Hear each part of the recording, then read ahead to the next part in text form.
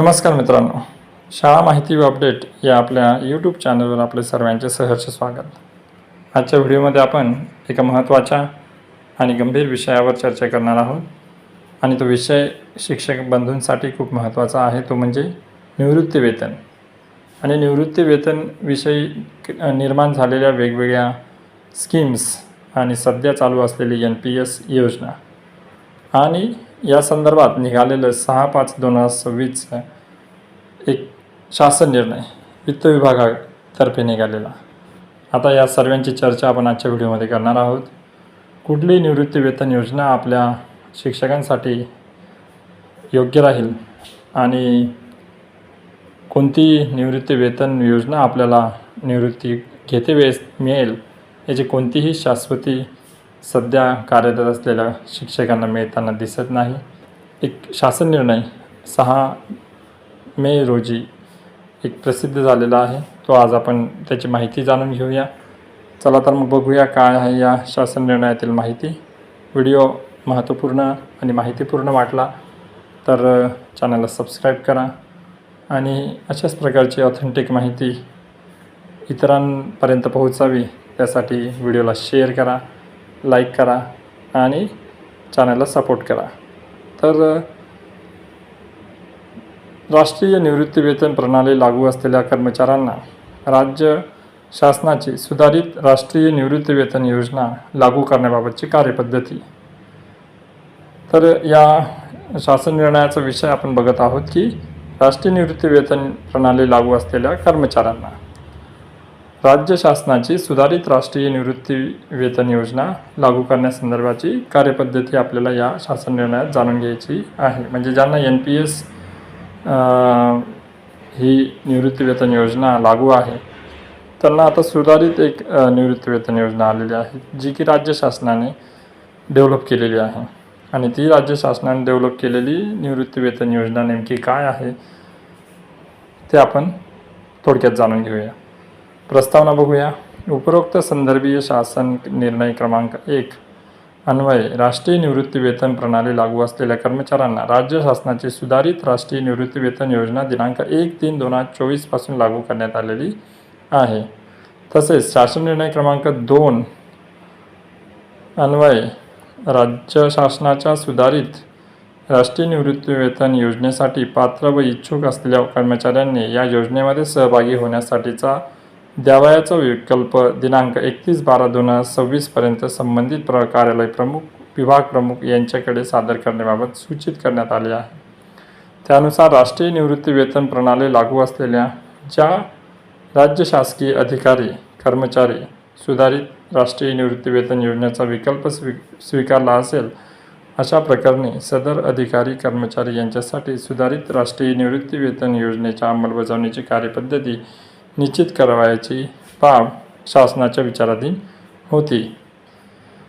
तर इथं आपल्याला प्रस्तावनेत एक गोष्ट लक्षात येत आहे की ही जी राज्य शासनाने सुधारित राष्ट्रीय निवृत्ती वेतन जी योजना आणलेली आहे ही 1/3/2024 पासून ती लागू करण्यात आलेली आहे आणि तिची शेवटची जी तारीख आहे लागू करण्यासंदर्भात ज्यांना ऑप्शन आपल्याला या योजनेचं निवडायचं असेल त्यांची शेवटची तारीख आहे 31/12/2026.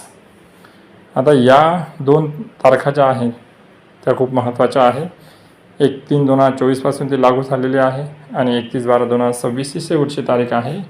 आणि संबंधित जे काही कर्मचारी असतील त्यांना जर या योजनेचा लाभ घ्यायचा असेल तर त्यांना आपल्या कार्यालय प्रमुखांकडून तशा प्रकारची माहिती त्यांना द्यायची आहे. आता शासन निर्णय काय आहे ते बघूया. सुधारित राष्ट्रीय निवृत्ती वेतन योजना ही राष्ट्रीय निवृत्ती वेतन प्रणाली अंतर्गत राज्य शासनाची योजना असून जे शासकीय अधिकारी कर्मचारी सुधारित राष्ट्रीय निवृत्ती वेतन योजनेसाठीचा विकल्प स्वीकारतील त्यांना सदर योजना सेवानिवृत्तीनंतर लागू राहील. सुधारित राष्ट्रीय निवृत्ती वेतन योजनेच्या अंमलबजावणीची कार्यपद्धती खालीलप्रमाणे निश्चित करण्यात आलेली आहे. एक गोष्ट आपल्याला परिपत्रकात सुरुवातीलाच दिलेली आहे की जे कर्मचारी ही योजना घेऊ इच्छितात आणि ज्यांनी हा पर्याय निवडलेला आहे त्यांना या योजनेचा लाभ मिळणार आहे. म्हणजेच ही योजना सरसकट सर्वांसाठी नाही. आपल्याला चॉईस दिलेली आहे आपण जर ती योजना निवडली तर आपल्याला तो योजनेचे लाभ मिळतील. तर आता कार्यपद्धती काय आहे ते समजून घेऊया.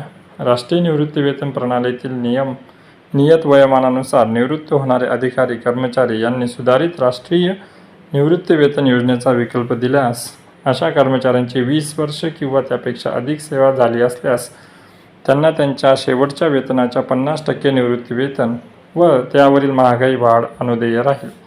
तथापि कर्मचाऱ्याची 20 वर्ष सेवा कमी व 20 वर्षापेक्षा सेवा कमी व 10 वर्षापेक्षा जास्त सेवा होऊन तो नियत वयोमानानुसार सेवानिवृत्त होत असल्यास त्याला त्याच्या शेवटच्या वेतनाच्या आधारे त्याच्या सेवेच्या प्रमाणात निवृत्ती वेतन अनुदेय करण्यात येईल.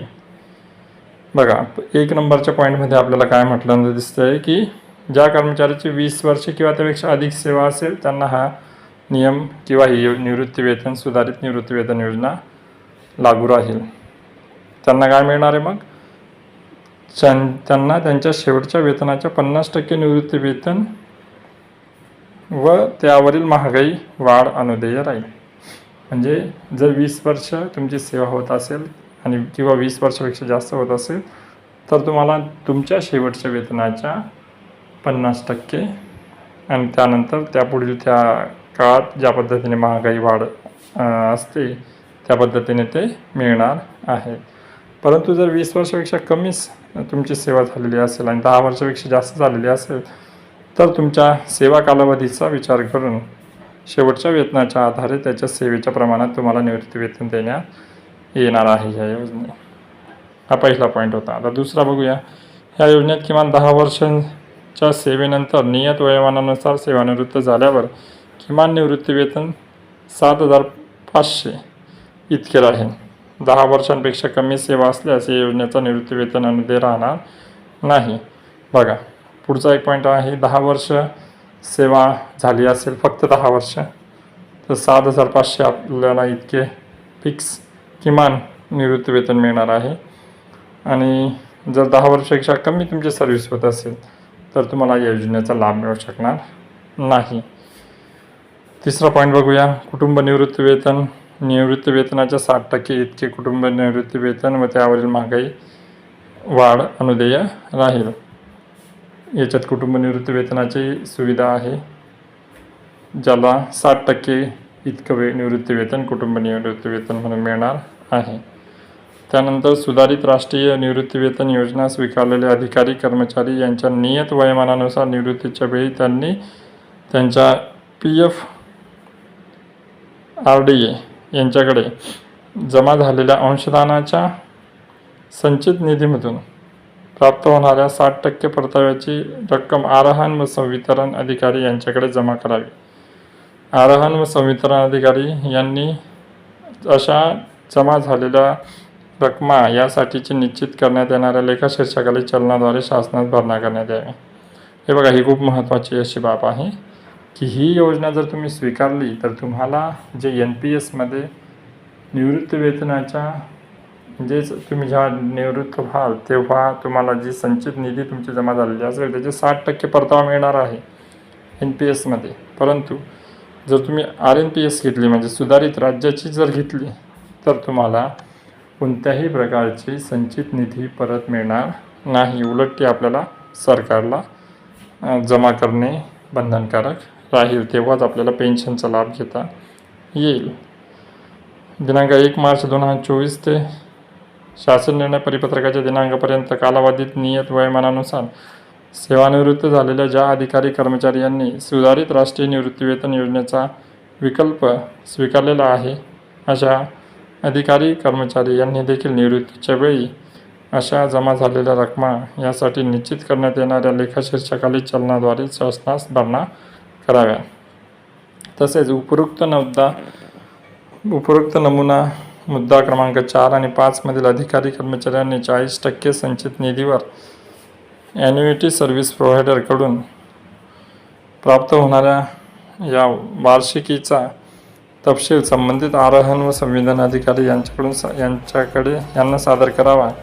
आरोहण व संवितरण अधिकारी यांनी सुधारित राष्ट्रीय निवृत्ती वेतन योजनेअंतर्गत अनुदेय निवृत्ती वेतन व त्यावरील महागाई वाढ या रकमेतून वार्षिकीची अन्युटी रक्कम वजा करून राज्य शासनाकडून देय निवृत्तीवेतन निश्चित करावे.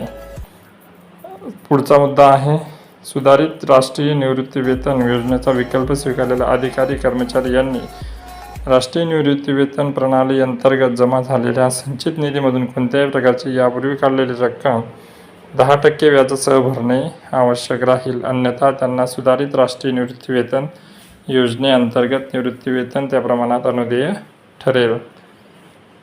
म्हणजेच तुम्ही आता जी NPSमध्ये अमाऊंट जमा केलेली आहे त्याच्यातून जर तुम्ही अमाऊंट काढलेली असेल तर ती तुम्हाला 10% व्याजाने भरायची आहे.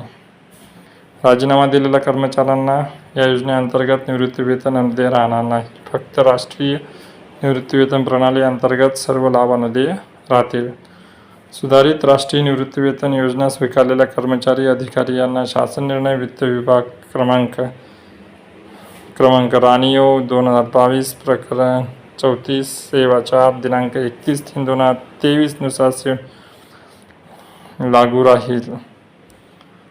शासन असाही निर्णय घेत आहे की मान्यता व अनुदान प्राप्त शैक्षणिक संस्था, कृषी स्तर विद्यापीठे व त्यांच्याशी संलग्न असलेल्या अनुदानित अशासकीय महाविद्यालय, कृषी विद्यापीठामधील कर्मचारी जे राष्ट्रीय निवृत्तीवेतन प्रणालीचे सभासद आहेत व उपरोक्तांप्रमाणे अटींची पूर्तता करीत असतील अशा कर्मचाऱ्यांसंदर्भात वरील निर्णय योग्य त्या फेरफारासह लागू राहतील.